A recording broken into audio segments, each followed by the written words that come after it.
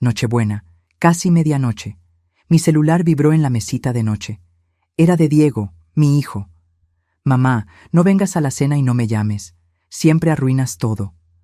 Me quedé mirando esas palabras en la pantalla hasta que se volvieron borrosas.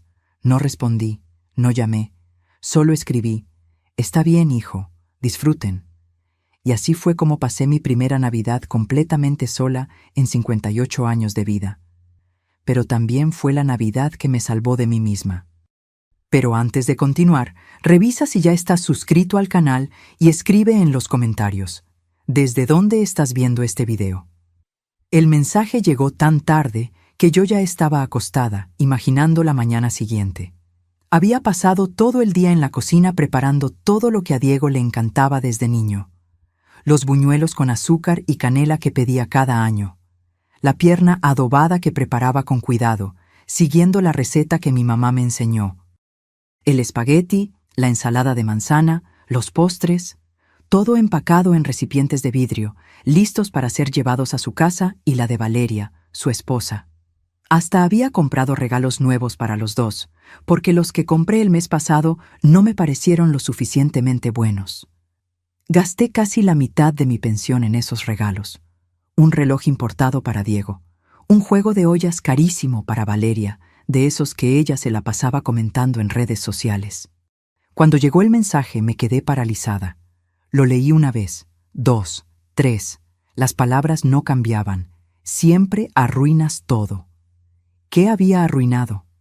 Intenté recordar el último encuentro, hace 2 semanas, cuando les llevé dinero para ayudarlos con las cuentas. ¿Había dicho algo malo? ¿Había hecho algún comentario que ofendió a Valeria? Mi mente corrió por todas las posibilidades. Tal vez insistí demasiado preguntando sobre los nietos. Tal vez mi tono pareció crítico cuando comenté sobre la decoración de su casa nueva. Tal vez me quedé demasiado tiempo estorbando en sus planes. Pero la verdad es que no lograba recordar nada específico. Y eso me asustaba más todavía. ¿Será que estaba tan ciega, tan inoportuna, que ni me daba cuenta cuando estaba siendo un estorbo? Sostuve el celular con las manos temblando. Una parte de mí quería llamar inmediatamente, pedir explicaciones, rogar para entender qué había hecho mal. Pero otra parte, una parte pequeña y cansada que apenas reconocía, me dijo que no hiciera nada, que aceptara, que retrocediera. Fue esa parte la que ganó. Escribí mi respuesta corta y presioné enviar antes de que pudiera arrepentirme. Después apagué el celular y me quedé mirando el techo oscuro de mi recámara, escuchando el silencio de la casa vacía. No lloré esa noche. Creo que estaba demasiado en shock para llorar. Solo me quedé ahí, pensando en todas las Navidades anteriores. La primera Navidad, después de que murió mi esposo Antonio, cuando Diego tenía apenas 9 años, y me juré a mí misma que nunca dejaría que mi hijo se sintiera solo en esa fecha. Las Navidades de su adolescencia, cuando apenas me hablaba pero aún abría los regalos con esa media sonrisa que me daba esperanza. La Navidad en que me presentó a Valeria, y fingí que me caía bien, aunque sentía algo extraño en el estómago. Me levanté de la cama a las 5 de la mañana, aún sin haber dormido bien. La cocina estaba llena de comida lista, el pavo dorado, brillando dentro del refrigerador, los postres arreglados en charolas bonitas, los regalos envueltos con capricho, con moños perfectos que me tomó 1 hora hacer. Miré todo aquello y sentí un vacío inmenso en el pecho. ¿Qué iba a hacer con tanta comida? ¿Comer sola? ¿Repartirla entre los vecinos y admitir que había sido rechazada por mi propio hijo en Navidad? Preparé un café de olla fuerte y me senté a la mesa de la cocina. Fue ahí que la realidad me cayó encima como un balde de agua fría. Iba a pasar la Navidad sola, completamente sola, sin Diego, sin nadie. La casa nunca había parecido tan grande y tan vacía al mismo tiempo. Cada habitación hacía eco de mis pasos. El reloj de la sala hacía un ruido que nunca había notado antes. El viento golpeando la ventana sonaba como un lamento. Pensé en llamar a mi hermana Rocío, que vivía en Monterrey, pero ella tenía su propia familia, sus propios planes. Sería patético aparecer de última hora, la hermana solitaria autoinvitándose a la cena ajena. Pensé en ir a casa de mi amiga Sofía, pero ella viajó a la playa con sus hijos. No, me iba a quedar ahí mismo, sola, con mi comida, mis regalos que no serían entregados, y mi dolor. Prendí el celular alrededor de las 10 de la mañana, con una esperanza tonta de que tal vez Diego hubiera mandado otro mensaje. Tal vez una disculpa. Tal vez «Era solo broma, mamá. Claro que te queremos aquí». Pero no había nada. Ningún mensaje nuevo. Ninguna llamada perdida. Lo que había era un mensaje antiguo que no había visto ayer, de hace 2 semanas. Era de Valeria, en el grupo de familia que ella creó. Oigan, solo para recordarles que la cena este año va a ser más íntima. Solo yo, Diego y sus papás. Queríamos algo más tranquilo, ya saben cómo es. Aquello había sido hace 15 días, y yo ni lo había visto. ¿Será que era de eso de lo que Diego estaba hablando? ¿Será que yo había insistido en ir incluso después de ese aviso? Regresé a mis mensajes, buscando. No, yo no había insistido en nada. De hecho, ni siquiera había respondido ese mensaje. Simplemente no lo había visto en medio de tantas otras notificaciones. Pero entonces, ¿por qué el mensaje de él anoche? ¿Por qué siempre arruinas todo si yo ni había hecho nada esta vez? Fue ahí que empecé a notar un patrón. Regresé meses atrás en las conversaciones. Cada vez que intentaba acercarme, cada vez que ofrecía ayuda, cada vez que demostraba cualquier tipo de expectativa o necesidad, venía un alejamiento, una respuesta seca, un «luego platicamos, mamá», un «estamos ocupados ahorita». Pero cada vez que ellos necesitaban algo, yo estaba ahí. Cuando su refrigerador se descompuso en pleno verano y yo pagué uno nuevo. Cuando el coche de Diego tuvo problemas y le presté el mío por 3 semanas. Cuando Valeria perdió el trabajo el año pasado y les mandé dinero cada mes durante 6 meses hasta que ella encontró algo. Yo estaba siempre disponible, siempre lista, siempre diciendo sí. ¿Y ellos? ¿Cuándo fue la última vez que Diego preguntó cómo estaba yo de verdad? ¿Cuándo fue la última vez que me visitaron sin ser para llevarse algo? ¿Cuándo fue la última vez que me invitaron a algo sin que yo tuviera que buscar la forma de invitarme primero?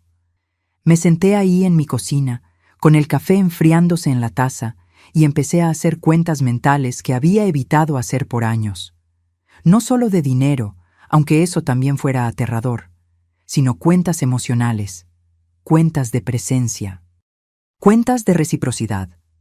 En los últimos 3 años, desde que Diego se casó, yo había ido a su casa unas 40 veces, tal vez más. Ellos habían venido a mi casa 6 veces. 6.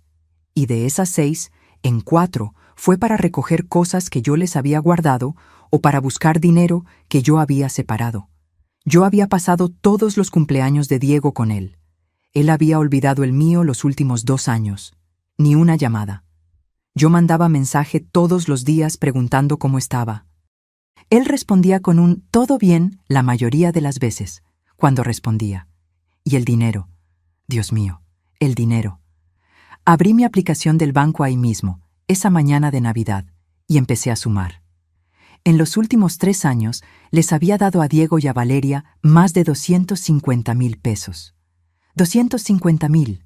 El enganche de su departamento, 50,000. El coche usado que compraron, 70,000 de ayuda. Las cuentas cuando Valeria se quedó desempleada, unos 100,000 a lo largo de los meses. El resto fue en ayudas menores. 3,000 aquí, 5,000 allá, 1,000 para el súper, 10,000 para un viaje que necesitaban hacer para relajarse del estrés. Yo había trabajado 40 años como maestra. 40 años levantándome a las 5 de la mañana, tomando camiones llenos, corrigiendo exámenes hasta tarde en la noche. Me había jubilado con una pensión modesta, pero digna. Y estaba entregando todo a un hijo que me mandaba un mensaje diciendo que yo arruinaba todo. Me cayó el 20 de golpe. No gradualmente. Fue como una tonelada de ladrillos derrumbándose sobre mi cabeza. Me estaban usando. Mi hijo me estaba usando. O peor, Valeria lo estaba usando a él, y él lo estaba permitiendo. Me levanté de la mesa y fui hasta su recámara, que yo mantenía arreglada como un santuario desde que se fue de casa. Las paredes todavía tenían los pósters que pegó en la adolescencia. La cama estaba siempre hecha con sábanas limpias, por si él quisiera dormir aquí algún día. El escritorio tenía sus trofeos de fútbol alineados. ¿Cuánto tiempo hacía que Diego no entraba en este cuarto? ¿2 años? ¿3? Regresé a la cocina y miré toda esa comida. Los regalos envueltos. La casa decorada con adornos de Navidad que yo había puesto con tanto cariño, pensando que tal vez, solo tal vez, cambiarían de opinión y vendrían a visitarme. Y tomé una decisión que me asustó hasta a mí misma por la claridad y firmeza con la que vino. Ya no me iba a hacer esto a mí misma.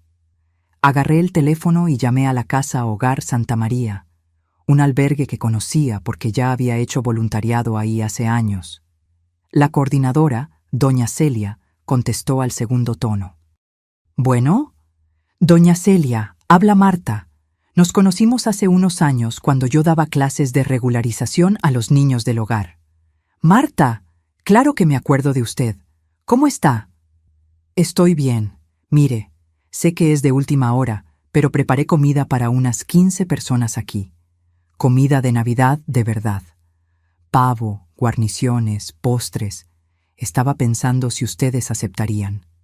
Hubo una pausa del otro lado, y cuando doña Celia volvió a hablar, su voz estaba quebrada. «Marta, no tiene idea de lo importante que sería eso.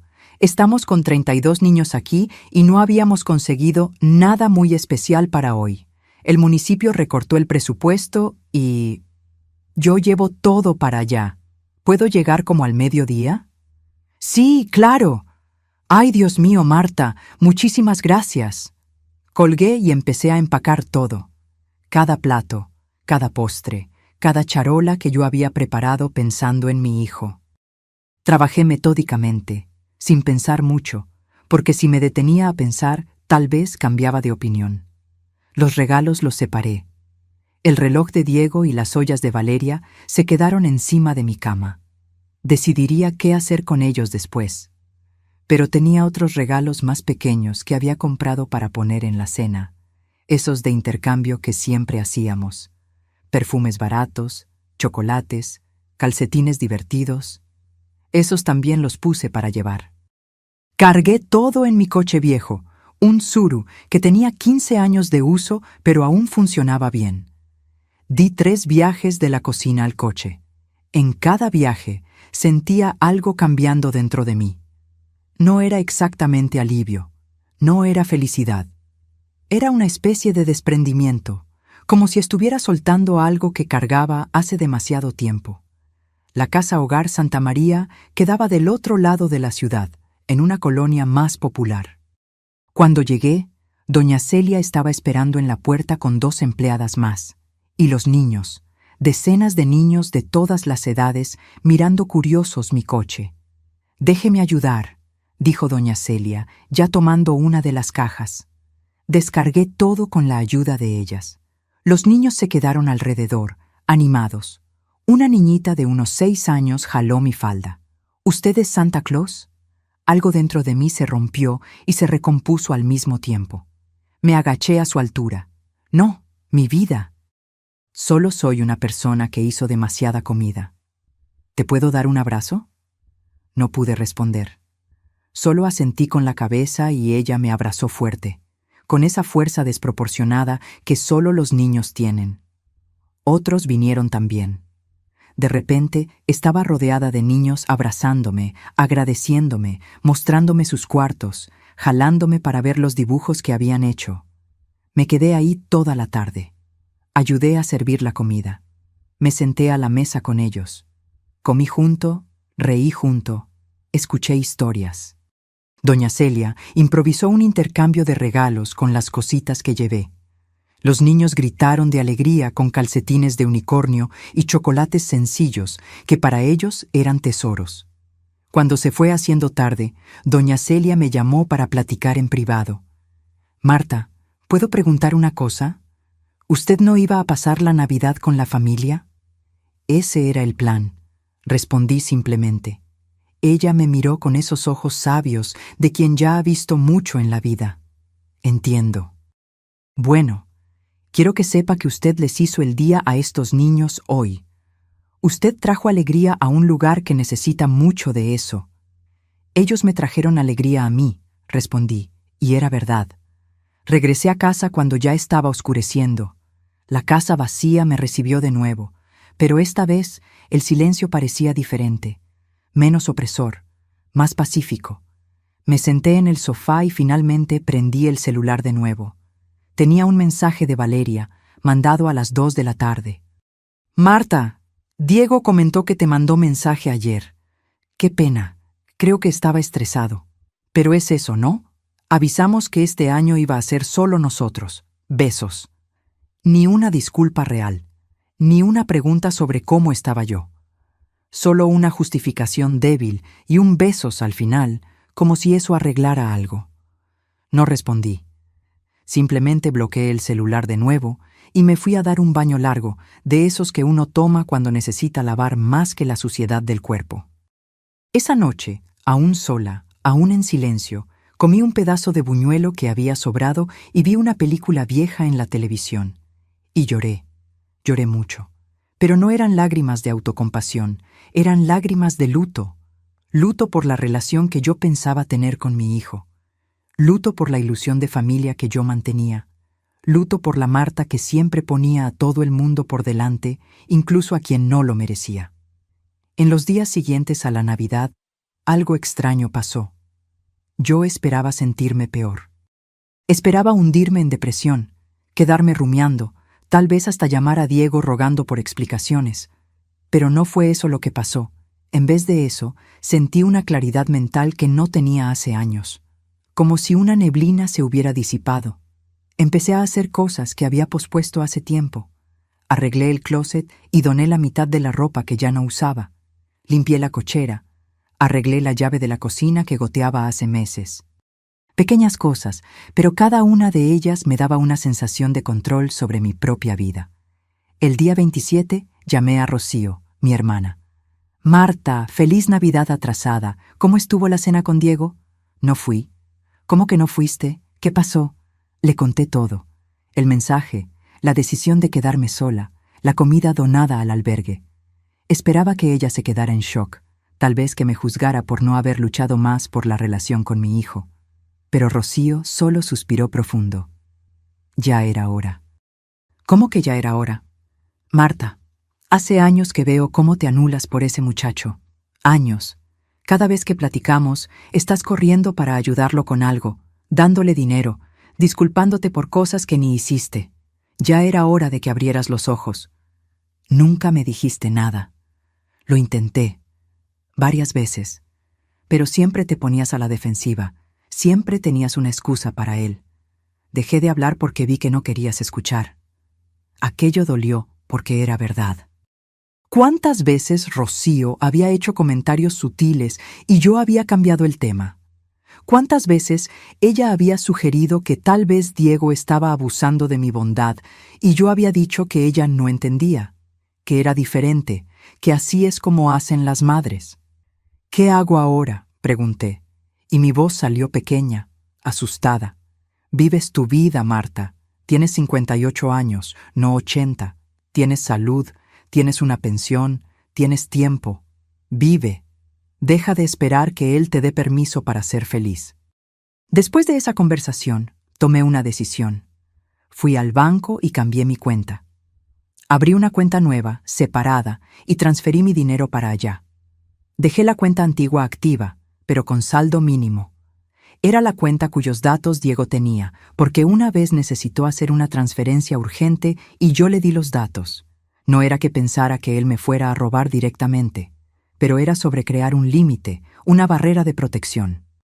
Si él pedía dinero de nuevo, yo tendría tiempo para pensar, para decidir conscientemente, en vez de simplemente transferir por impulso como siempre hacía. Después, fui a la notaría y actualicé mi testamento. El anterior le dejaba todo a Diego automáticamente. El nuevo dividía mi herencia. La mitad para Diego, pero solo podría acceder a ella a los 40 años. La otra mitad sería donada a instituciones de caridad, incluyendo la Casa Hogar Santa María. El notario, un señor de unos 60 años con lentes gruesos, me miró por encima de las micas. ¿La señora está segura de estos cambios? Generalmente los padres dejan todo a los hijos. Estoy segura, respondí, y mi voz no tembló. También busqué una terapeuta. Yo que siempre pensé que la terapia era una exageración, cosa de gente que no tenía problemas reales. Pero Rocío insistió, y por primera vez en mucho tiempo escuché un consejo. La terapeuta se llamaba Trota. Fernanda, una mujer de unos 40 y tantos años, con un consultorio acogedor lleno de plantas. En la primera sesión me pidió que contara mi historia, y le conté todo. El marido que murió pronto, la lucha para criar a Diego sola, el orgullo de verlo graduarse, casarse, construir una vida, y entonces la transformación gradual, tan lenta que no la noté, de madre a patrocinadora. ¿Sientes que tienes que comprar el amor de tu hijo?, preguntó ella en algún momento. La pregunta me agarró desprevenida. Mi primera reacción fue negar. Claro que no. Yo daba porque amaba, no para ser amada de vuelta. Pero entonces ella reformuló. ¿Crees que si dejas de ayudar económicamente vas a perder a Diego para siempre? Y ahí no supe qué responder, porque la verdad terrible y desnuda, era que sí. Sí, yo pensaba eso. Yo pensaba que la única cosa que me mantenía en la vida de mi hijo era mi utilidad. Que si yo dejaba de ser útil, él no tendría ningún motivo para mantenerme cerca. ¿Y si eso fuera verdad?, preguntó la doctora Fernanda suavemente. Si la única razón de él mantener contacto fuera el dinero, ¿todavía quieres esa relación? Lloré tanto en esa sesión que salí con los ojos hinchados, pero era un llanto diferente al que lloré en Navidad.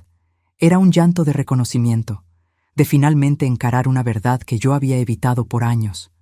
Enero pasó, febrero pasó. Ningún mensaje de Diego más allá de un feliz año nuevo genérico que probablemente mandó a toda su lista de contactos. Yo no mandé ningún mensaje, ni pregunté cómo estaba, ni mandé los videos tontos que solía mandar, ni las noticias que creía que le gustarían. Silencio. ¿Y saben qué pasó? Nada, absolutamente nada. Él no me extrañó, no preguntó si yo estaba bien. No le pareció extraño el silencio repentino de una madre que siempre estaba ahí, siempre disponible. Eso dolió más que el mensaje de Navidad, porque confirmó lo que yo tenía miedo de saber. Yo era realmente solo útil, no esencial, no amada, útil. Pero algo más también estaba pasando. Yo estaba descubriendo quién era Marta fuera de la identidad de mamá de Diego. Volví a pintar. Yo pintaba cuando era joven, antes de casarme, antes de que Diego naciera. Acuarelas de paisajes, nada muy elaborado, pero algo que me traía paz. Había parado porque no tenía tiempo, porque tenía que trabajar, porque tenía que cuidar la casa, porque tenía que estar disponible para Diego. Compré pinturas nuevas y lienzos y pasé fines de semana enteros pintando. No era buena. Mis cuadros eran regulares a lo mucho. Pero era mío. Era algo que yo hacía porque quería, no porque alguien lo necesitaba. También empecé a ir a un grupo de caminata de señoras en el parque. Todos los martes y jueves a las 6 de la mañana. Conocí mujeres increíbles. Doña Luisa, que tenía 72 años y ya había corrido 3 maratones. Claudia, viuda como yo, que contaba chistes terribles que me hacían reír hasta que me dolía la panza. Estela, que tejía y me enseñó a hacer servilletas. Éramos 6 en el grupo. ¿Y saben lo que ninguna de ellas hacía? Ninguna de ellas me usaba. Ninguna de ellas solo aparecía cuando necesitaba algo. Nos encontrábamos porque queríamos, platicábamos porque nos gustaba, nos apoyábamos porque nos importaba. Era así como funcionaban las relaciones sanas. ¿Cómo se me había olvidado eso? En marzo, decidí hacer una pequeña remodelación en la casa. Nada grande, solo pintar los cuartos, cambiar algunas cosas. Empecé por el cuarto de Diego, aquel santuario que yo mantenía intocable. Quité los pósters. Doné los trofeos a un proyecto social. Repinté las paredes de un azul claro y suave.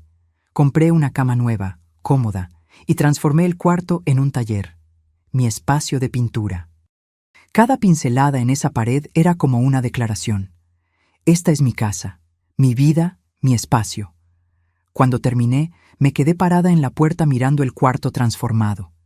Y por primera vez en meses, sonreí de verdad. Fue en abril que Diego llamó. Yo estaba en el mercado, escogiendo frutas, cuando el celular sonó. Miré la pantalla y vi su nombre. Mi corazón se disparó. Me sudaban las manos. 4 meses. 4 meses sin hablar con mi hijo. Contesté. ¿Bueno? Mamá, finalmente. Estás difícil, ¿eh? Su voz era casual, como si nada hubiera pasado, como si no me hubiera ignorado por meses, como si no me hubiera mandado aquel mensaje terrible en víspera de Navidad. Hola, Diego. ¿Todo bien? Todo. Oye, mamá, te estoy llamando porque necesito hablar contigo, personalmente. ¿Puede ser hoy en la tarde? Mi instinto antiguo gritó, sí. Dijo que yo me quedaría en casa esperando, que podría ser a la hora que él quisiera, que yo haría una comida especial. Pero la nueva Marta, aquella que había pasado 4 meses aprendiendo a valorarse, respondió diferente. Hoy no se va a poder. Tengo un compromiso. ¿Compromiso? ¿Qué compromiso? Era clase de acuarela, pero no era asunto suyo. Un compromiso, repetí. Mamá, es en serio, es importante. Necesito hablar contigo. Mañana puedo, después de las 3. Hubo un silencio del otro lado. Él no estaba acostumbrado a esto, a una madre que tenía agenda propia, que no dejaba todo por él. Está bien. Mañana a las 3 entonces. ¿Puedo ir ahí a tu casa? Sí, puedes. Hasta mañana, mamá. Colgué y me quedé mirando el celular. Mis manos todavía temblaban, pero no era miedo. Era anticipación y un poco de orgullo por haber puesto límites. Esa noche llamé a la doctora Fernanda fuera del horario de consulta. Ella contestó y le conté sobre la llamada. ¿Cómo te estás sintiendo?, preguntó ella. Asustada, seguro quiere algo, siempre quiere. ¿Y cómo vas a reaccionar? No sé. Quiero ser fuerte, pero tengo miedo de ser cruel. Es mi hijo, doctora Fernanda, mi único hijo. Establecer límites no es crueldad, Marta. Es autocuidado. Recuerda eso mañana. Diego llegó exactamente a las 3, puntual, lo que era raro en él. Venía manejando un coche que yo no conocía, más nuevo que el anterior. Se bajó solo, sin Valeria. Abrí la puerta antes de que él tocara el timbre. Estaba vestida de forma sencilla pero arreglada. Hasta me había puesto un labial, más para darme confianza a mí misma que para impresionar. «Hola, mamá», dijo él, y me dio un abrazo rápido, medio incómodo. «Hola, Diego, pásale». Entró y miró alrededor, notando los cambios, las paredes recién pintadas, los cuadros que yo había colgado, la sala reorganizada. ¿Remodelaste? Un poco. Quedó bonito. Nos sentamos en la sala. Ofrecí café, que él aceptó. Lo preparé en silencio, intentando calmar mi corazón que insistía en latir a 1000 por hora. Cuando volví con las tazas, él estaba viendo el celular. Ni levantó la vista cuando puse la taza en la mesa de centro. Entonces, dije yo, sentándome en el sillón frente al sofá donde él estaba. Dijiste que necesitabas hablar. Finalmente guardó el celular y me miró. Parecía cansado, ojeras profundas, hombros caídos. Sí, mamá, estamos en una situación complicada. ¿Qué tipo de situación? Valeria y yo. Nos desalojaron. Las palabras cayeron entre nosotros como una bomba. Esperé que continuara. La cosa está difícil, ¿sabes? La renta subió mucho y el sueldo no acompañó. Valeria tuvo que salirse del trabajo nuevo. No se adaptó. Y nos atrasamos 3 meses. El dueño del departamento no quiso ni hablar. Entiendo. Fue todo lo que dije. Está todo en una bodega ahorita. Nuestros muebles, nuestras cosas. Estamos en casa de la mamá de Valeria, pero ahí es muy pequeño, mamá. 3 personas en un departamento de una sola recámara. Está imposible. Yo conocía a esa mamá de Valeria, una mujer difícil que no escondía que Diego le caía mal. Imagino que la situación estaba realmente insoportable. ¿Y qué van a hacer?, pregunté. Fue ahí que él me miró a los ojos y vi lo que venía. Yo quería saber si podíamos quedarnos aquí, contigo, solo por un tiempo, hasta que nos levantemos. Unos 6 meses, tal vez menos. Ahí estaba. El verdadero motivo de la llamada, de la visita, de la falsa cordialidad. Necesitaba algo. De nuevo. Tienes 3 recámaras aquí, mamá. Podemos quedarnos en una, tú te quedas en la tuya, y la otra puede ser para nuestras cosas. No íbamos a estorbar nada.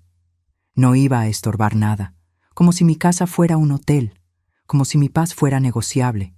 ¿Y sobre la Navidad?, pregunté, mi voz más fría de lo que pretendía.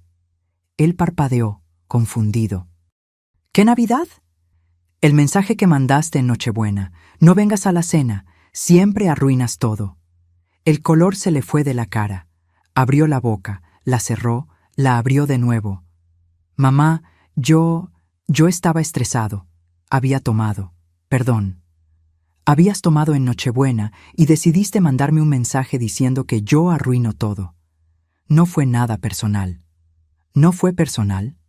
Diego, eres mi único hijo. Pasé esa Navidad entera sola porque tú me corriste. Habíamos avisado que iba a ser solo nosotros. No para mí, yo nunca vi ese mensaje de Valeria en el grupo. E incluso si lo hubiera visto, no justifica que tú me mandaras eso. Se pasó las manos por la cara, frustrado. Está bien, mamá. Fui un patán. 1000 disculpas. ¿Ok? ¿Ahora podemos enfocarnos en lo importante? ¿Y qué es lo importante? Necesitamos un lugar donde quedarnos. Ustedes necesitan, repetí. ¿Y qué están dispuestos a dar a cambio? Frunció el ceño. ¿Cómo? Vienes aquí después de 4 meses sin hablar conmigo, 4 meses desde que me corriste de tu Navidad y quieres vivir en mi casa. Estoy preguntando qué ofrecen ustedes a cambio. Somos familia, mamá. La familia se ayuda. La familia se ayuda mutuamente, Diego. En los últimos 3 años te di más de 250,000 pesos. ¿Sabes cuántas veces me visitaste sin ser para pedir algo?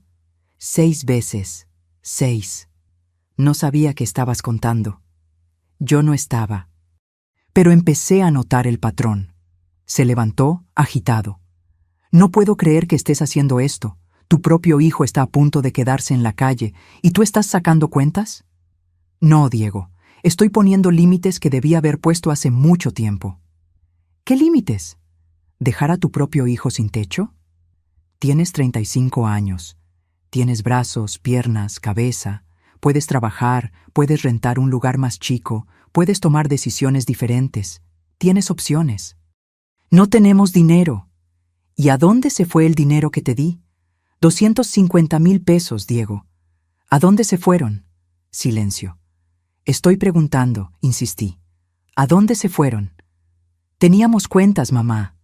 ¿Qué cuentas? Rentaban un departamento carísimo que no podían pagar, viajaban, compraban cosas. Mientras tanto, yo te daba dinero pensando que era para emergencias, para necesidades reales. Eran necesidades. ¿El viaje a Cancún era necesidad? Yo había visto las fotos en el Instagram de Valeria. Los dos en un resort todo incluido, bebiendo cócteles de colores. Eso fue hace 6 meses, justo después de que yo les había dado 15,000 pesos para emergencias médicas. Se puso rojo. Necesitábamos relajarnos. Con mi dinero. Tú lo diste porque quisiste. Lo di porque mentiste sobre el motivo. La tensión en la sala era palpable. Diego caminaba de un lado a otro, las manos en el cabello. ¿Entonces es eso? ¿Me vas a decir que no? Sí, respondí, y mi voz no vaciló.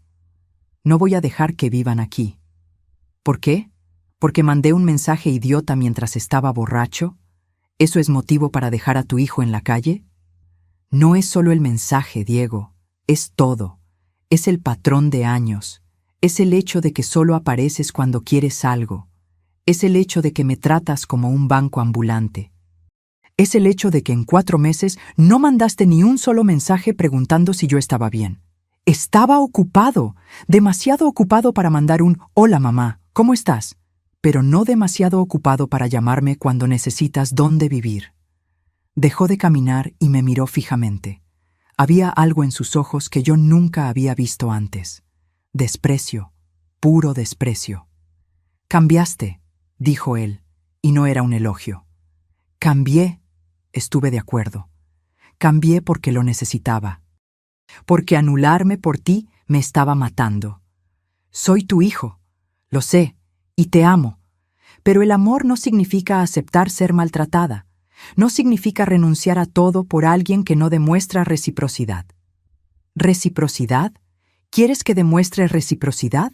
Eres mi mamá. Es tu obligación ayudarme. Y ahí estaba, la verdad desnuda y cruda. Él creía que era mi obligación. No importaban mis sentimientos, mi situación financiera, mi salud mental. Era mi obligación porque yo era la mamá. Mi obligación terminó cuando te volviste adulto, Diego. Te crié, te eduqué, te di amor, casa, comida, estudio. Te ayudé a empezar tu vida adulta. El resto era elección mía, no obligación. Y ahora estoy eligiendo parar. Eres una egoísta. Tal vez lo sea, pero prefiero ser egoísta a ser un tapete. Agarró la chamarra que había aventado en el sofá. Está bien, mamá, entendí. Cuando Valeria y yo estemos durmiendo bajo un puente, te puedes acordar que había forma de evitarlo. No van a dormir bajo un puente, Diego. Van a hacer lo que todo adulto hace cuando está en dificultades. Van a trabajar, van a ahorrar, van a rentar un lugar que quepa en el presupuesto. Van a madurar. Me voy a acordar de esto cuando estés vieja y me necesites. No te voy a necesitar, respondí con una calma que me sorprendió. Tengo mi pensión, tengo seguro médico, tengo amigos, y si un día necesito cuidados, voy a contratar profesionales. No voy a depender de un hijo que solo aparece cuando quiere algo. Abrió la boca para responder, pero nada salió. Nos quedamos ahí, madre e hijo, mirándonos como extraños. Y tal vez éramos extraños.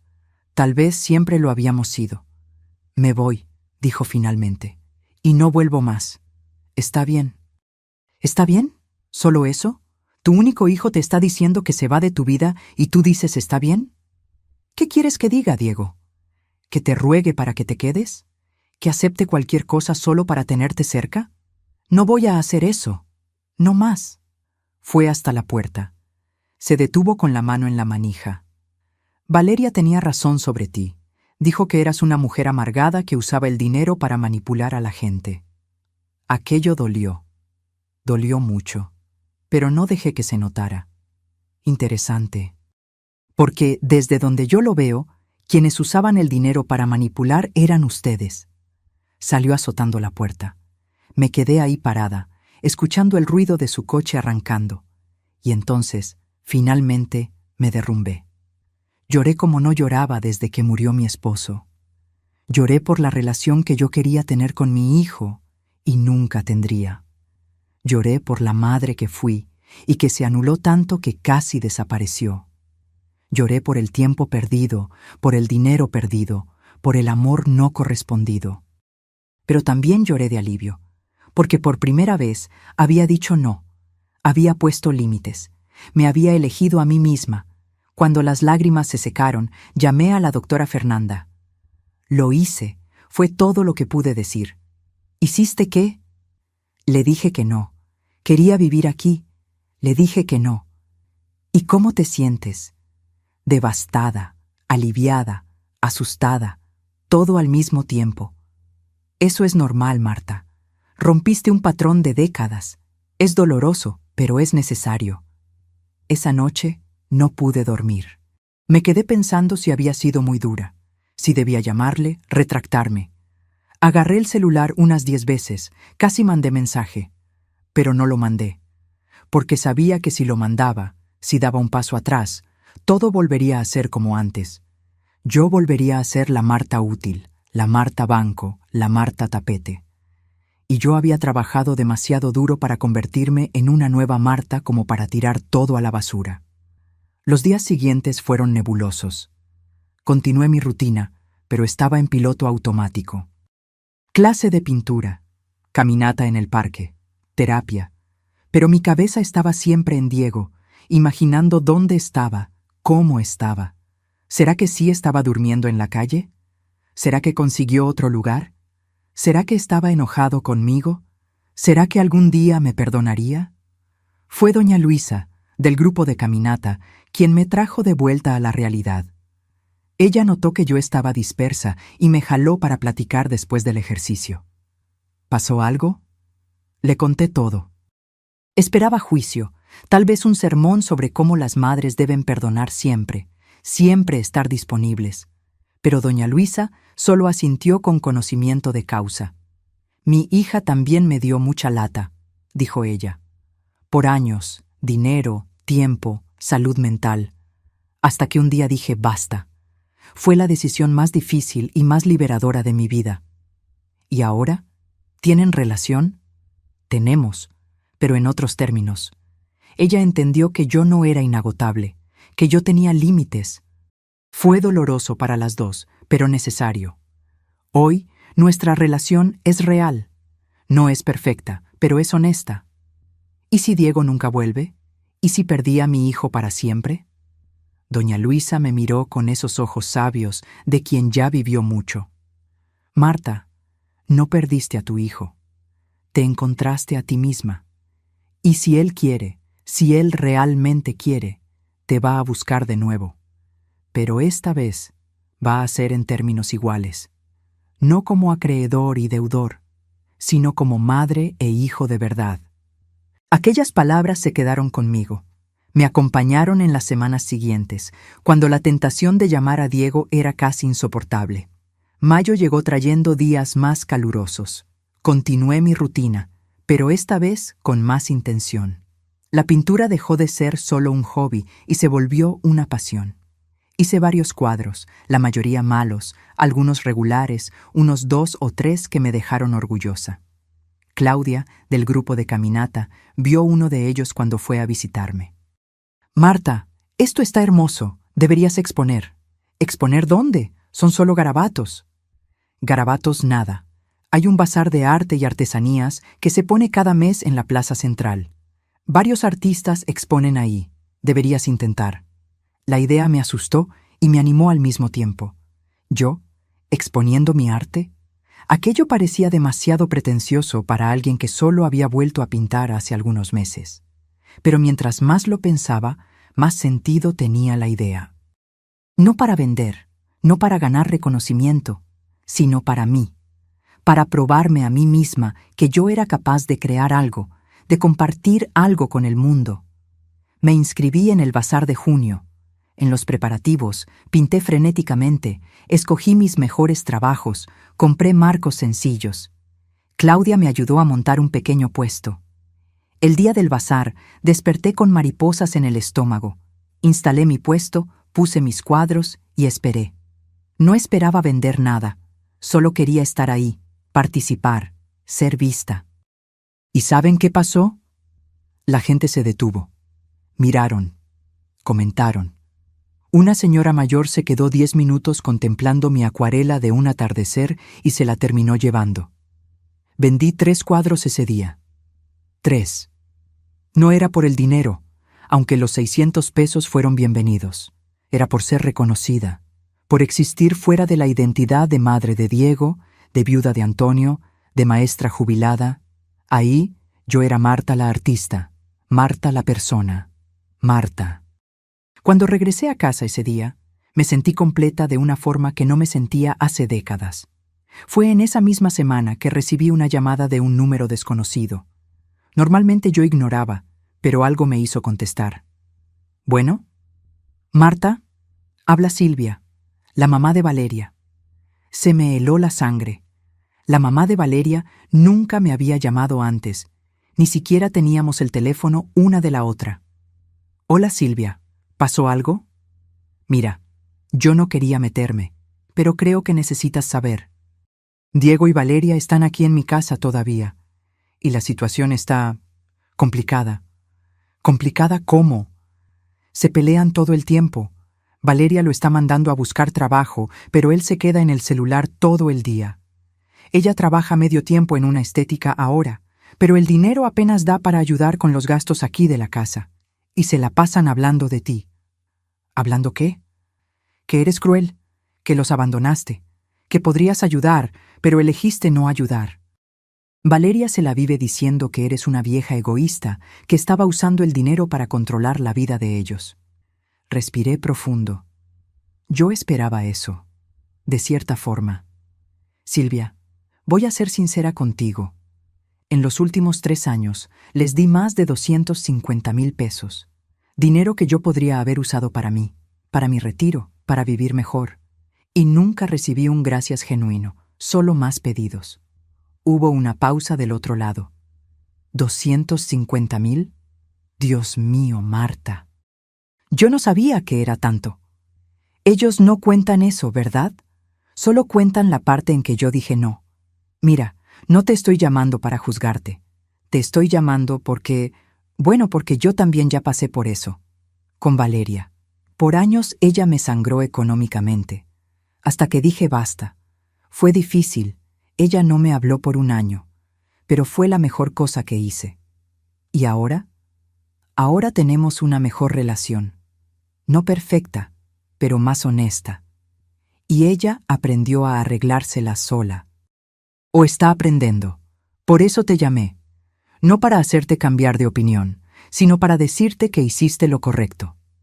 Cuando colgué, me sentí validada de una forma extraña. Otra madre, alguien que había pasado por lo mismo, diciéndome que yo había hecho lo correcto. Pero también me sentí triste, porque significaba que esto no era raro, que había muchas madres por ahí siendo usadas, siendo exprimidas, siendo descartadas cuando ya no eran más útiles. Junio se volvió julio. Hice otro bazar y vendí algunos cuadros más. Empecé a dar clases particulares de pintura a 2 señoras de la colonia. Era un ingreso extra pequeño, pero hecho con algo que yo amaba. Mi cumpleaños llegó en agosto. Cumplí 59 años. Rocío vino a visitarme y pasamos el fin de semana juntas. Fuimos a restaurantes, vimos películas, platicamos hasta tarde. Fue el mejor cumpleaños que tuve en años. No recibí mensaje de Diego. No esperaba recibirlo, pero dolió de todos modos. Un agujero en el pecho que yo sabía que siempre estaría ahí. Fue en septiembre que todo cambió de nuevo. Estaba pintando en mi taller cuando sonó el timbre. Miré por la mirilla y vi a Valeria. Sola, sin Diego. Dudé. Mi primer instinto fue no abrir, pero la curiosidad ganó. Abrí la puerta con la cadena puesta. Valeria. Hola, Marta. ¿Puedo pasar? Necesito hablar contigo. ¿Sobre qué? Sobre Diego.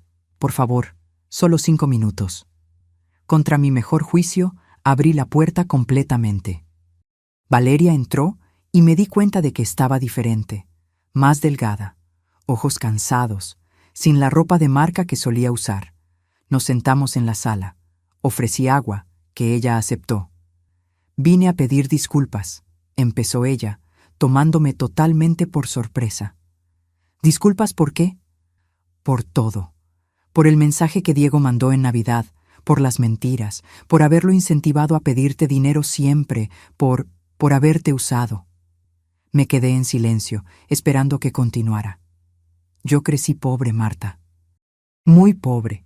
Y cuando conocí a Diego y descubrí que su mamá tenía casa, una pensión, parecía fácil, parecía correcto, ¿sabes? Aprovechar un poco. Aprovechar. Yo sé cómo suena, lo sé. Pero yo estaba mal. Nosotros estábamos mal y ahora lo estamos pagando. ¿Dónde está Diego? En casa de mi mamá. Él no quiso venir. Dijo que no quería verte nunca más. Pero yo necesitaba venir, porque necesito que entiendas una cosa. Esperé. Diego me dejó, dijo ella, y su voz tembló. O mejor dicho, yo lo dejé a él. Ya no sé, ya no aguantamos estar juntos. Y parte de eso, gran parte en realidad, fue por causa del dinero. Nunca aprendimos a vivir dentro de nuestras posibilidades. Siempre te tuvimos a ti como red de seguridad. Y cuando quitaste la red, nos caímos. Ustedes tenían opciones, dije. Podían haber buscado mejores trabajos, un departamento más barato, podían haber ahorrado. Lo sé ahora.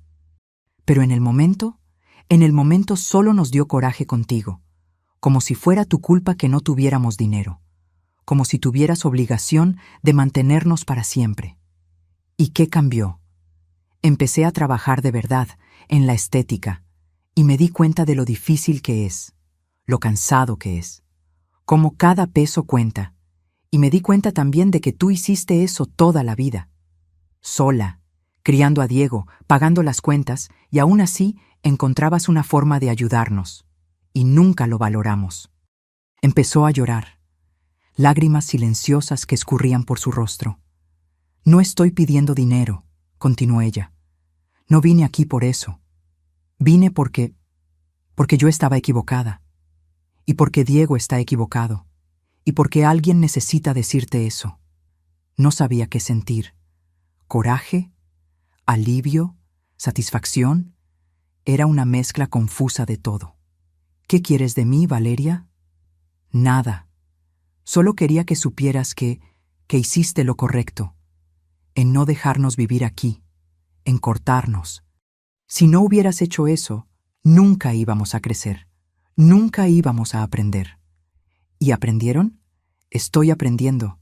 Diego, todavía no. Él todavía está enojado, todavía cree que todo el mundo le debe algo, pero espero que algún día entienda. Se levantó para irse. En la puerta se volteó una vez más. Eres una mujer fuerte, Marta. Yo quisiera ser la mitad de lo que tú eres. Después de que salió, me quedé sentada en la sala por mucho tiempo, procesando todo. La visita de Valeria no cambió nada, no realmente. Diego todavía estaba fuera de mi vida, todavía me odiaba, probablemente, pero cambió algo dentro de mí. Aquel peso de culpa que yo cargaba, aquella voz que se la pasaba susurrando, ¿y si estás equivocada?, se volvió más ligera. Octubre llegó trayendo lluvias y cambios. Empecé a salir con Roberto, el maestro jubilado que conocí en el bazar de arte.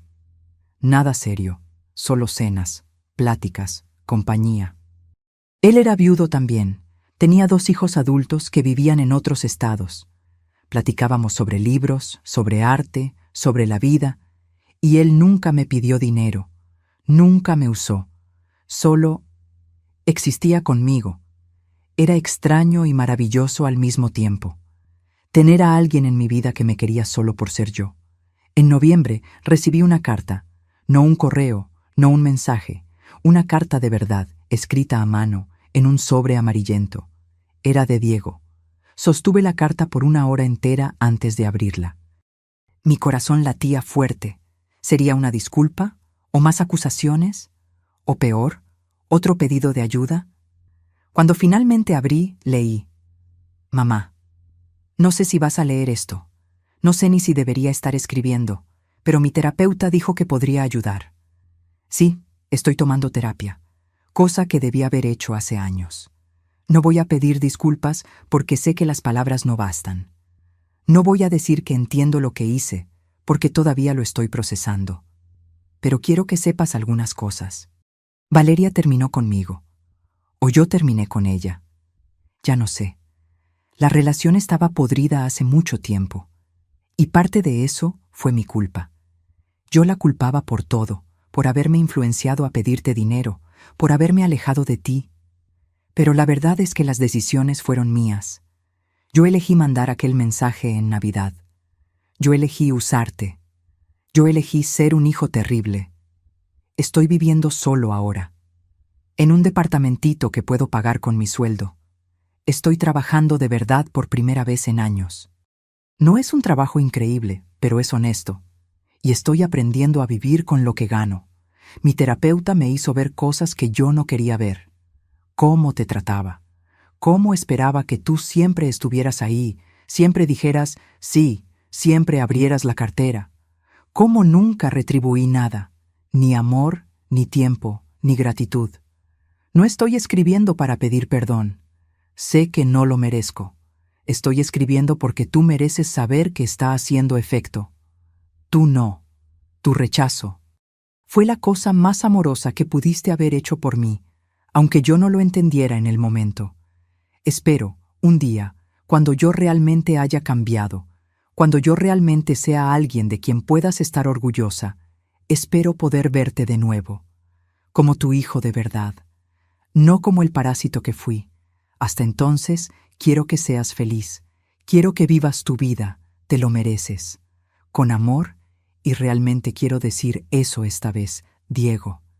Leí la carta 3 veces, lloré en todas ellas, pero eran lágrimas diferentes, no de tristeza, no de coraje, de esperanza, de posibilidad.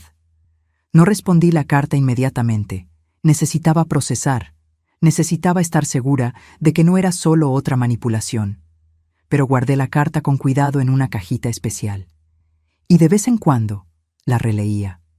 Diciembre llegó de nuevo, un año entero desde aquel mensaje terrible de Navidad, un año entero de transformación. Esta vez yo no estaba sola. Rocío venía a pasar la Navidad conmigo. Roberto también. Doña Luisa, Claudia, Estela, todo el grupo de caminata. Hice una gran comida en mi casa. Preparé comida con amor, pero esta vez no era para probar nada. Era genuino. Era para personas que genuinamente se importaban conmigo. La casa estaba llena de risas, de pláticas, de calor humano. Miré alrededor de mi mesa, llena de amigos, de afecto, de reciprocidad, y me sentí completa. Diego no vino. Yo no esperaba que viniera, pero tampoco lo estaba esperando ya. Estaba simplemente viviendo. Enero llegó, y con él, un nuevo mensaje de Diego, esta vez en WhatsApp. Mamá, espero que hayas tenido una buena Navidad. Sé que no estuve ahí, pero quería que supieras que pensé en ti. ¿Cómo estás? Era simple, directo, sin pedidos, solo conexión. Respondí, tuve una Navidad maravillosa, gracias. Estoy bien. ¿Y tú? Y empezamos a platicar. Despacio, mensajes cortos, educados, manteniendo distancia segura. Pero era algo, era un comienzo. Él me contó sobre el nuevo trabajo, sobre la terapia, sobre estar aprendiendo a cocinar porque ahora no tenía a nadie para cocinarle. Yo le conté sobre mis pinturas, sobre los bazares, sobre Roberto. No hablamos sobre el pasado, no hablamos sobre dinero, solo sobre el presente, sobre en quiénes nos estábamos convirtiendo. En febrero me mandó una foto. Era él frente a un espejo, sosteniendo un cuadro. Mi cuadro, uno de los que yo había vendido en un bazar. Lo compré en un bazar de arte. No sabía que era tuyo hasta ver la firma. Está en la pared de mi sala ahora. Es hermoso, mamá. Mi corazón se hinchó de emoción. Él había comprado mi cuadro, sin saber que era mío. Le había gustado el arte, no porque fuera de su mamá, sino porque era bueno. «Qué bueno que te gustó», respondí simplemente. En marzo me llamó, de verdad, para platicar. Hablamos por 20 minutos sobre nada y todo. El clima, sus planes, mis planes.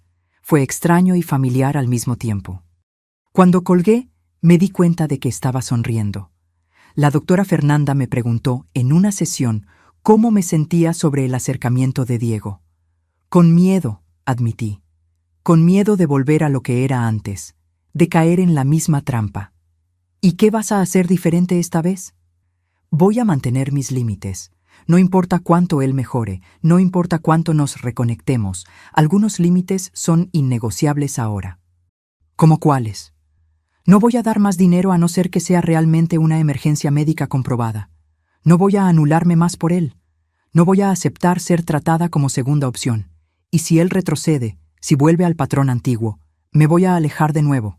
Sin culpa esta vez. Ella sonrió. Creciste mucho, Marta. Y era verdad. Yo había crecido. Aquella Marta que recibía mensajes crueles y no reaccionaba, que abría la cartera sin cuestionar, que se anulaba completamente por el hijo, esa Marta ya no existía más.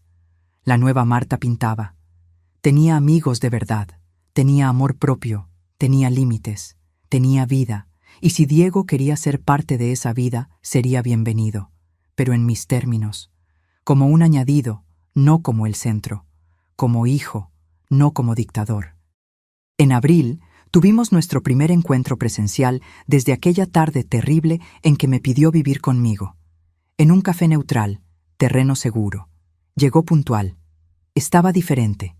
Más delgado, más serio, cabello más corto, ropa sencilla, pero limpia. Hola, mamá. Hola, Diego. Platicamos sobre trivialidades primero. El café estaba bueno, el clima estaba agradable, cosas seguras. Hasta que él paró, me miró a los ojos y dijo, «Gracias. ¿Por qué? Por haber dicho no. Por haberme forzado a crecer. Te odié por meses. Pero ahora entiendo. Me salvaste de mí mismo». No sabía qué decir. No esperaba escuchar eso. «No lo hice para salvarte», respondí honestamente. «Lo hice para salvarme a mí». Lo sé, y fue lo correcto. No lloramos. No nos abrazamos melodramáticamente. Solo existimos ahí, dos adultos intentando construir algo nuevo sobre ruinas antiguas. Cuando nos despedimos, él dijo, «¿Podemos hacer esto de nuevo? ¿La próxima semana?» Podemos.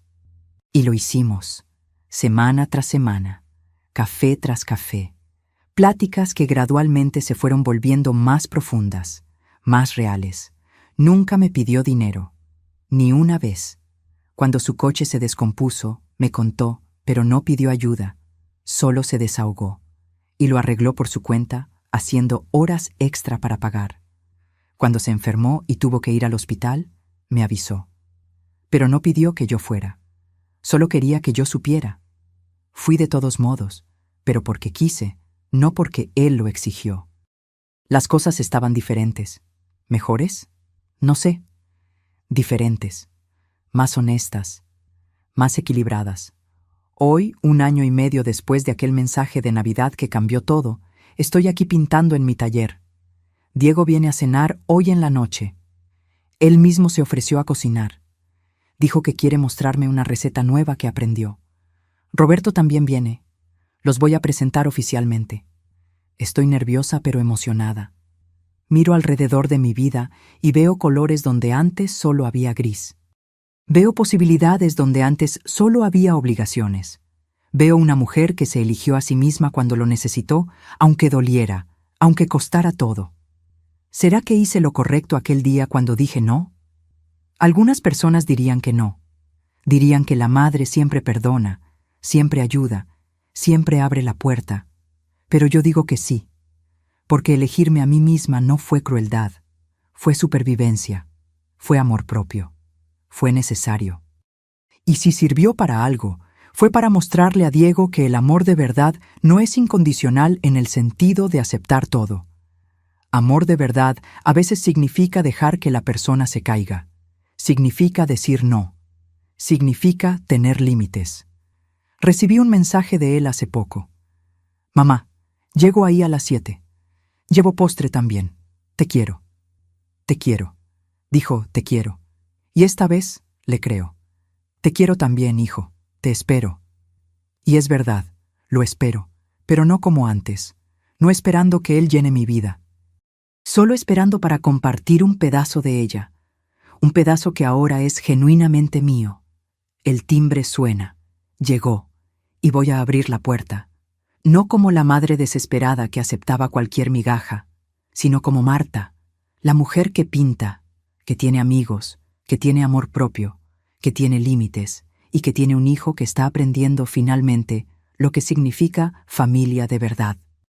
Ahora, si te gustó esta historia, haz clic en suscribirse y dime en los comentarios qué parte te dejó con la boca abierta. Y no olvides convertirte en miembro para tener acceso a videos exclusivos que no subo aquí. Te espero allá.